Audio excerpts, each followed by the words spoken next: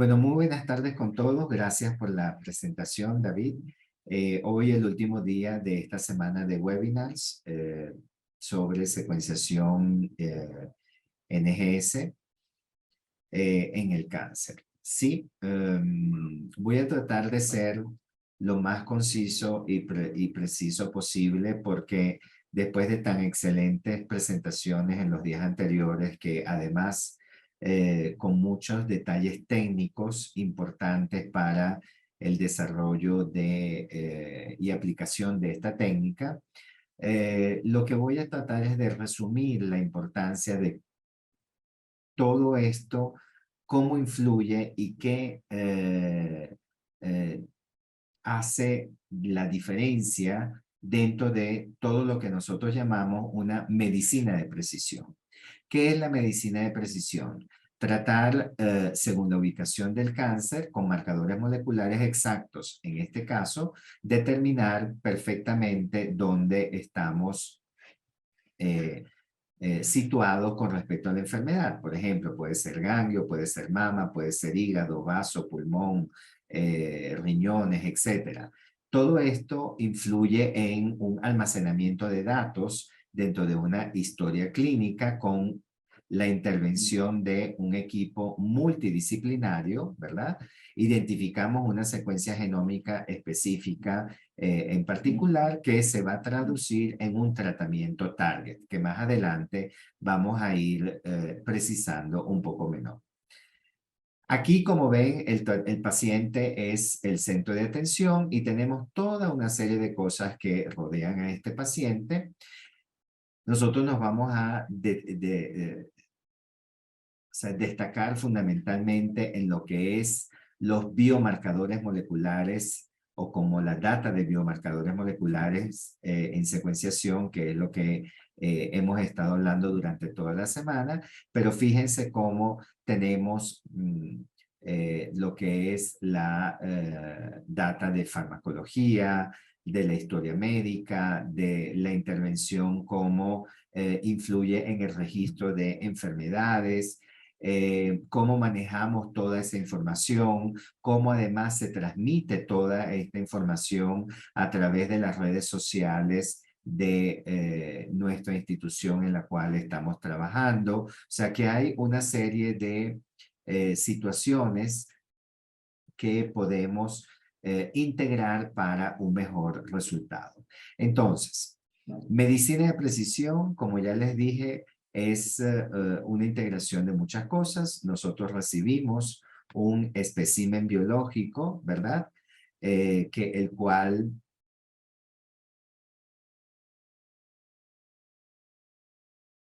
vamos a tener y pueden ser de diferentes fuentes, ya sea médula ósea, líquido pleural, líquido pericárdico, líquido cefalorraquídeo. Lo importante es que estos bioespecímenes van a arrojar toda una identificación de biomarcadores y validación de los mismos, que posteriormente tendremos que saber cuáles son los importantes desde el punto de vista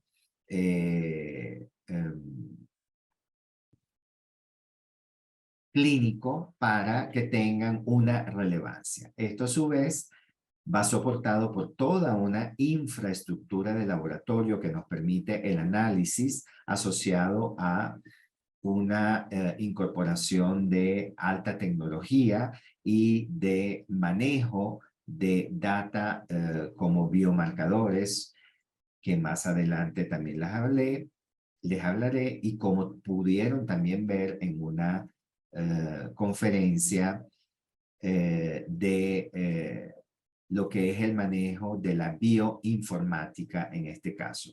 Al final, ¿en qué se traduce todo esto que nosotros vamos a reportar? En una decisión clínica con sistemas de soportes bien estructurados y bien sólidos para tomar la mejor decisión terapéutica en el paciente. Si seguimos dentro de este mismo concepto, podemos decir que es un acercamiento emergente para la prevención de enfermedades y tratamiento y considerar las variaciones individuales de cada persona y en sus genes, entorno y estilo de vida. No podemos compararnos con el continente asiático, con el continente europeo, el continente norteamericano e inclusive dentro de la misma región suramericana nosotros podemos tener diferenciación. Por eso es que el estudio de la secuenciación del genoma humano con la implementación de tecnologías mejoradas para el análisis biomédico y a su vez las nuevas herramientas de software en conjunto con la gran cantidad de data que manejamos para poder analizar el resultado, le podremos dar mejor seguimiento, diagnóstico, farmacoterapia y respuesta al tratamiento del paciente. Entonces, no solo es farmacoterapia, sino incluimos el término de farmacogenómica.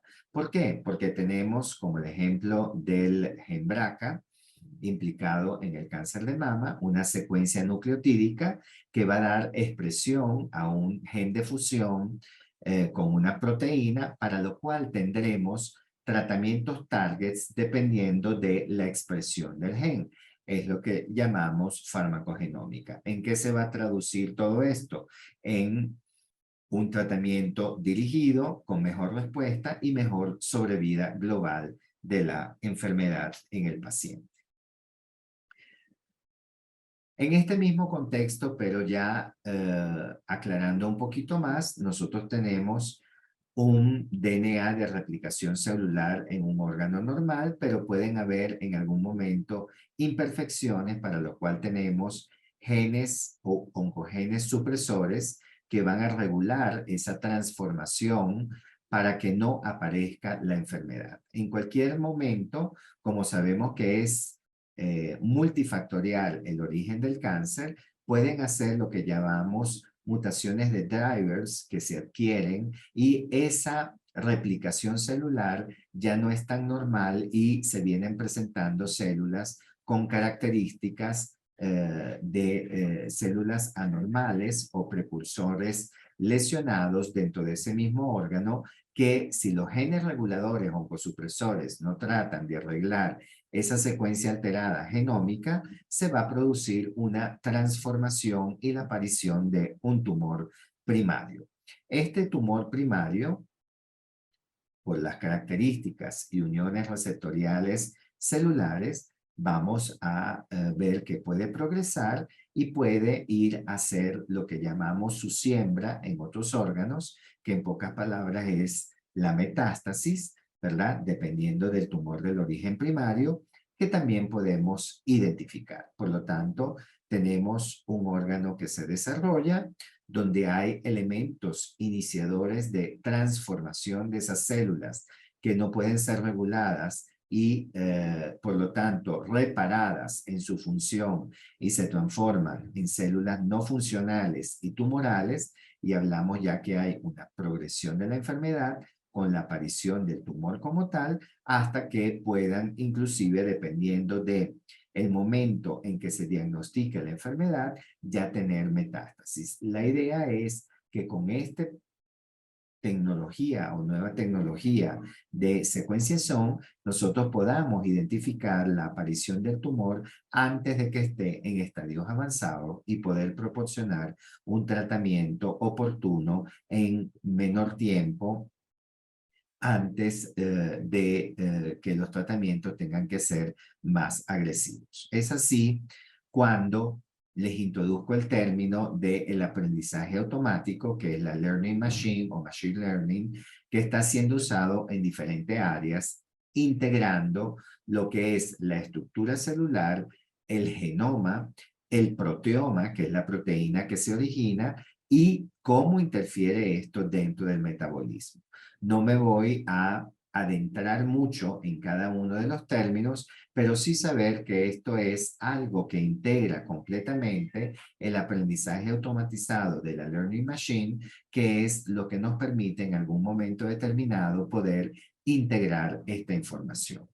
Es así cuando nosotros dentro de todo lo que estamos hablando, no estamos hablando de algo estratosférico ni espacial, sino que desde un entorno clínico como es el que siempre hemos tenido y es insustituible, vamos a tener una transición a la investigación que es lo que nos va a permitir constantemente una mejoría sobre el entendimiento de la biogenómica de estas enfermedades.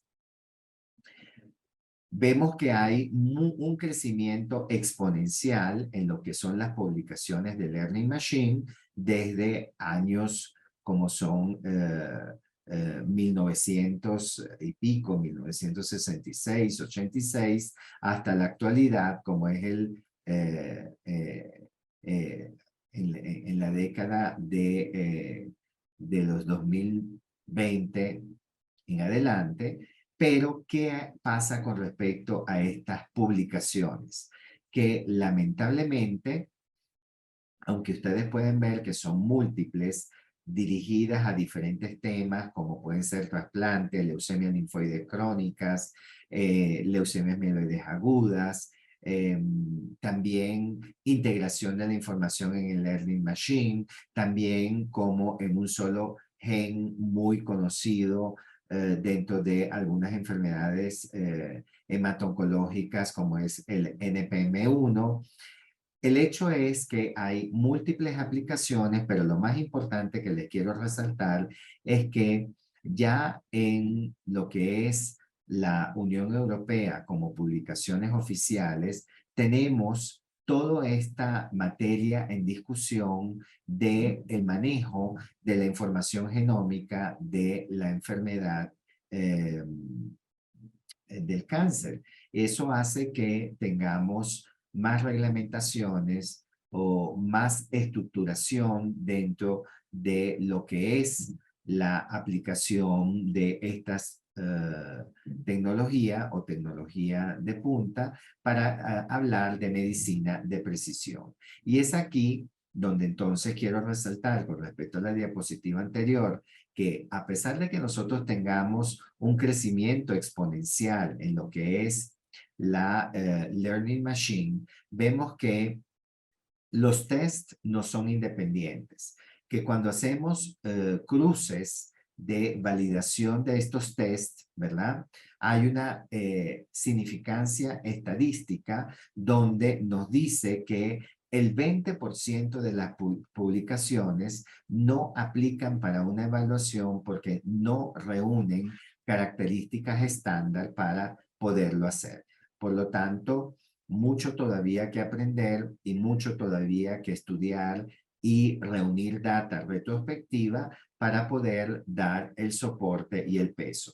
Pero yo soy uno de los convencidos que si el camino no se recorre y no nos enfrentamos a las dificultades, no podemos llegar a las conclusiones y estandarizaciones. Por eso, también hoy día se habla de comités de estudios genómicos sobre la enfermedad del cáncer, porque son muchas las variantes que podemos encontrar, mas no todas tienen un significado clínico aplicable. Por lo tanto, tiene que estar digeridas por un grupo de expertos, ¿verdad? Con una data que se reporta para poderle dar la mejor información al clínico. Sin más, nos preguntamos, ¿esta inteligencia artificial unida a lo que es la Learning Machine, estamos listos ya para el horario estelar y poder aplicar todo esto? Yo diría, y es una opinión mía muy personal, que viene relacionado a lo que dije anteriormente, no estamos listos para el horario estelar y decir que sabemos todo, pero sí estamos listos para empezar a recorrer ese camino y llegar en un futuro al horario estelar sobre el estudio de estas enfermedades. Es así como les voy a dar algunos ejemplos, como puede ser en la leucemia mieloide crónica. Actualmente, por la Guía Nacional del Comprehensive Cancer Network, que son las guías NCCN, que son las que aplicamos en la mayor parte del mundo, a pesar de que algunas instituciones tienen sus propias guías, pero para basarnos en cosas internacionales, vemos cómo el seguimiento del paciente con leucemia mieloide crónica es cada 3 meses durante un año para ver su remisión molecular y decir que ya no tiene enfermedad. Gracias a que fue esto posible, al descubrimiento de el gen de fusión BCR-ABL, translocación 922, la cual es medida desde el punto de vista logarítmico o porcentual en PCR, y a los 12 meses podemos decir si el paciente está en remisión molecular o remisión molecular profunda y tomar decisiones con respecto al seguimiento. Esta es las recomendaciones, vuelvo y repito, de la National Comprehensive Cancer Network, donde cuando estamos en línea verde es cuando estamos bien y tranquilos con respecto a la remisión del paciente. Sin embargo, ¿qué pasa? Con esta nueva tecnología que nosotros tenemos, como es la secuenciación, no conseguimos que clínicamente, y eso es observacional, vemos que hay pacientes que no responden a los inhibidores de tirosina quinasa. Pues eso se explica gracias al descubrimiento de estas mutaciones que nosotros tenemos por secuenciación, donde definitivamente hacen que no respondan a estos tipos de inhibidores de tirosina quinasa. Y para que vean que no llegamos al momento estelar, aún más tenemos otros inhibidores que tampoco responden, pero no hemos encontrado ninguna relación con mutaciones genómicas que nos permitan por lo menos predecir por qué no responden. ¿Y qué otra cosa es importante tomar en cuenta aquí?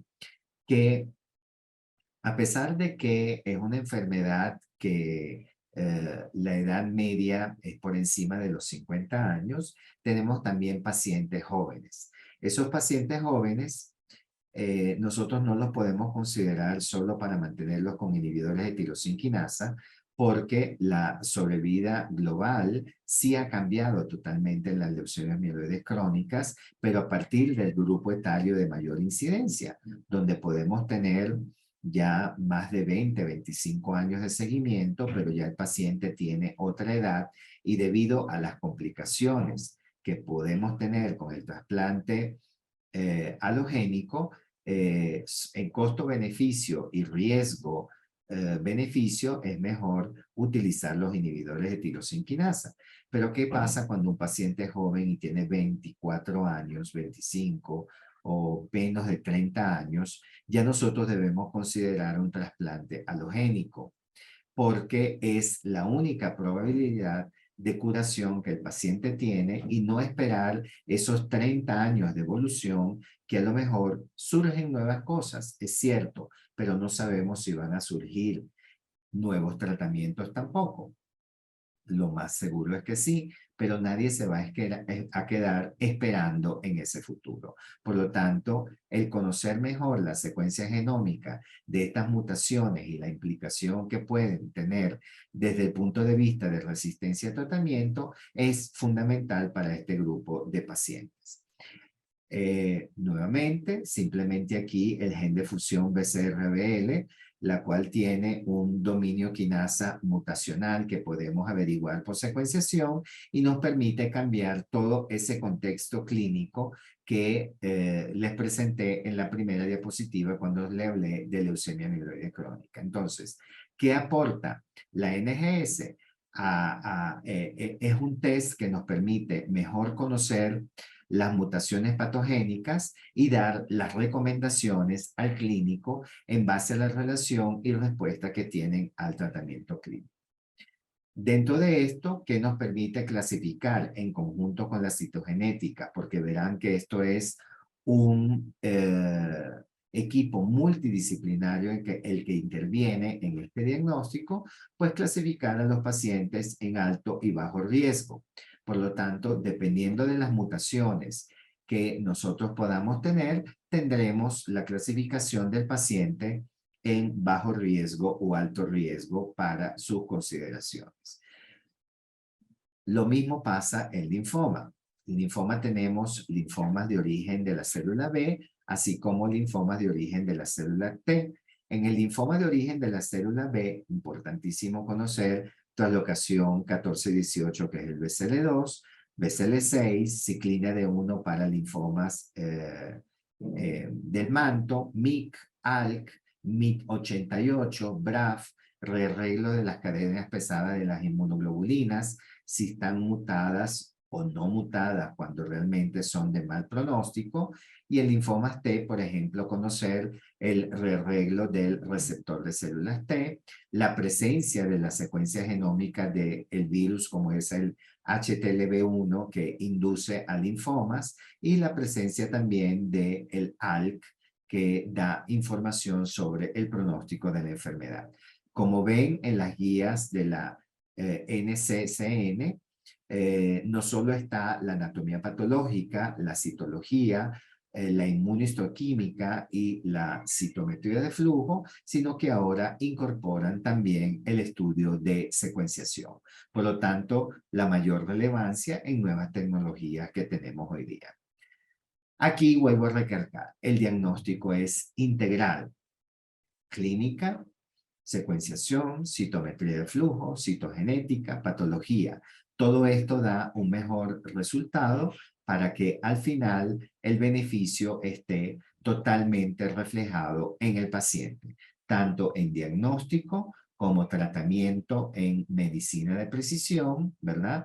Seguimiento y evaluar una eventual recaída precoz para tomar medidas también oportunas y con antelación antes de tener una enfermedad florida.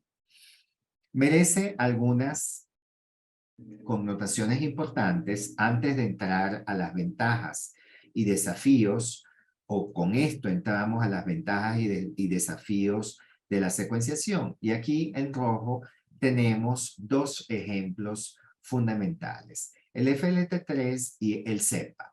El FLT3 muy implicado como mal pronóstico en las leucemias linfoides agudas, pero que ha hecho la secuenciación de este gen con la técnica de NGS, generarnos un, digamos, desafío en que dentro de su secuenciación hay una variabilidad de mutación en la secuencia. Y no todas las variabilidades de secuenciación tienen el mismo significado. Por eso es que constituye un desafío y estas variabilidades se pueden duplicar, ser de mayor o menor longitud. Y nuevamente, la reunión de esta data de bioinformática es la que nos va a permitir conocer la significancia dentro de la evolución de la patología.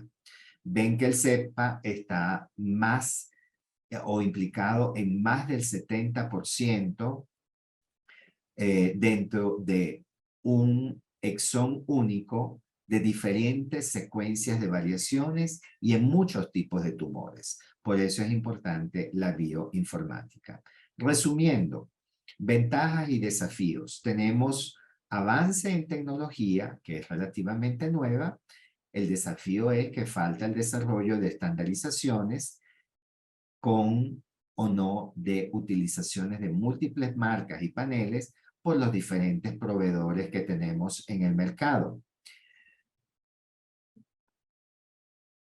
Análisis de múltiples alteraciones en el mismo examen, confirmación de variantes difíciles de secuenciar, ventajas, brinda una gran cantidad de datos, los desafíos, no todos los datos son informáticos por la gran variabilidad de mutaciones que podemos tener en la base de datos de secuenciación de estos genes, relación costo y análisis eficiente.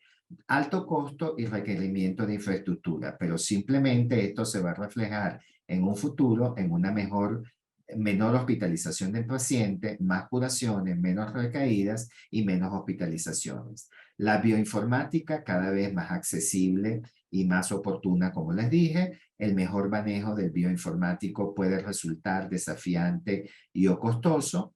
Es una herramienta de innovación sin duda alguna, no soluciona todas las necesidades clínicas ni médicas y no reemplaza las pruebas estándar. Ya es una realidad en nuestro país, la tenemos disponible, eso es algo muy importante, y el desafío por nuestro contexto como país en cuanto a adquisición y costos, que no es lo único, es recorrer el camino para saber las dificultades en las cuales nos enfrentamos.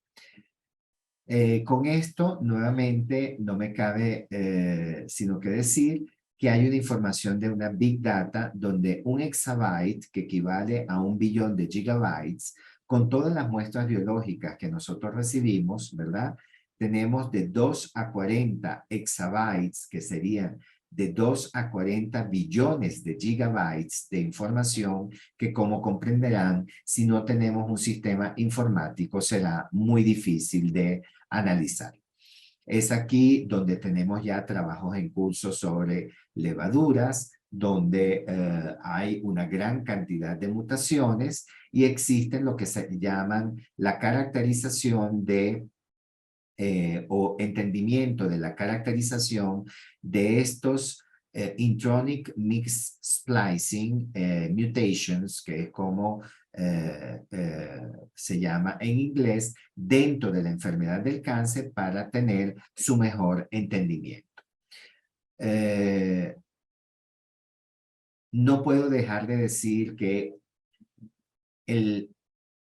lo que se decía anteriormente o en la época de Hipócrates, que fue nuestro juramento hipocrático, no deja de integrarse a todas las especialidades que tienen que ver en relación a la salud. Y si lo ven, ha dicho hace millones de años atrás, pero no refiriéndome solo al médico en la época actual, ya que todo es cambiante, debemos ser capaces de decidir los antecedentes, conocer el presente y pronosticar el futuro. Debe considerar estas opciones y tener dos objetivos especiales en ver con respecto a la enfermedad. Diagnóstico para obrar en bien y no hacer daño en ningún momento. Esto lo decía Hipócrates en su momento. Muchísimas gracias por su atención. Quedo abierto para las preguntas, tanto de hoy como de los panelistas anteriores. Espero sea y haya sido provechoso. Presento a nuestro equipo de trabajo, aunque repito que dentro del Departamento de Apoyo Diagnóstico es un equipo multidisciplinario, pero aquí está concentrado el equipo de biología molecular. Nuevamente, toda la información que necesitan tener para ponerse en contacto con nosotros para resolver cualquier duda. Muchas gracias. Abierto a las preguntas.